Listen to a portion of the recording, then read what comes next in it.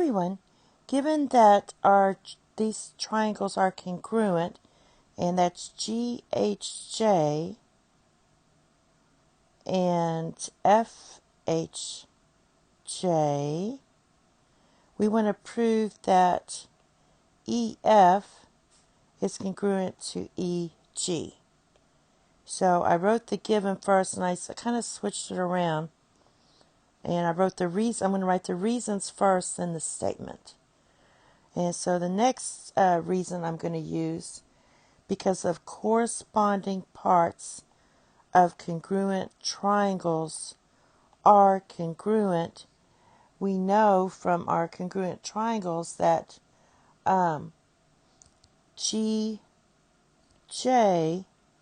is congruent to FJ, and we also know that angle GJH is congruent to angle FJH. So we know these two lines are congruent, and we know these angles are congruent. All right, and then by your vertical angles theorem, so that means these two are congruent. So by vertical angles theorem,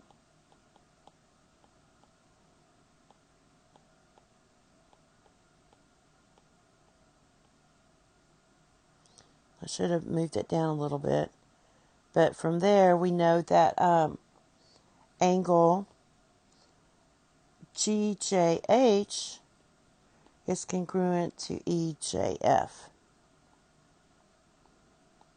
And that's where I marked it here. I'll just do a different color. All right, so there's that part. Let me draw a line. Next, we also know that,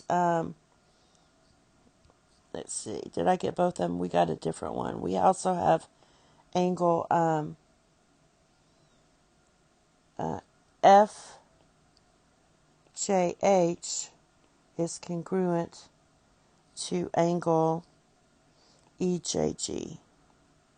Forgot to write both of these down. All right, and then for 4, by the transitive property,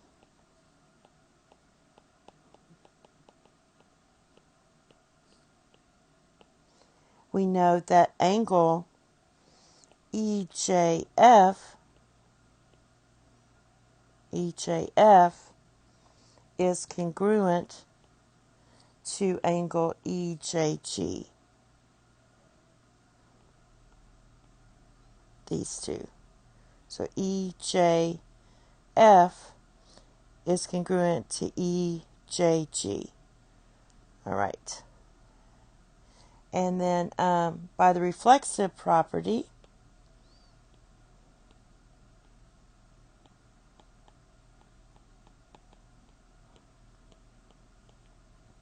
we know that EJ, this one right here, EJ is congruent to EJ.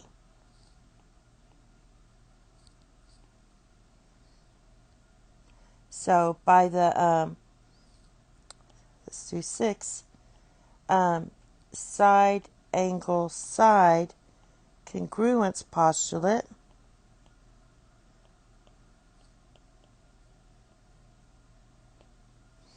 we know that triangle, so we have side angle side. So you also have your vertical angles theorem here. Let's do this in a different color. Side angle side congruence postulate. We know that these two triangles are congruent. So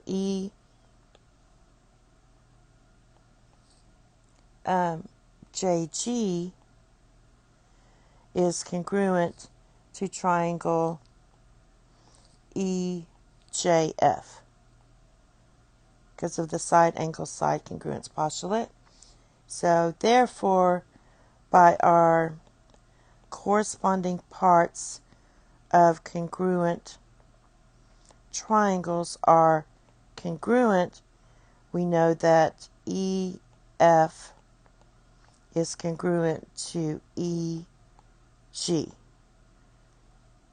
Since the triangles are congruent, then the corresponding parts are congruent. And that's it. Thank you. Have a nice day. Bye-bye.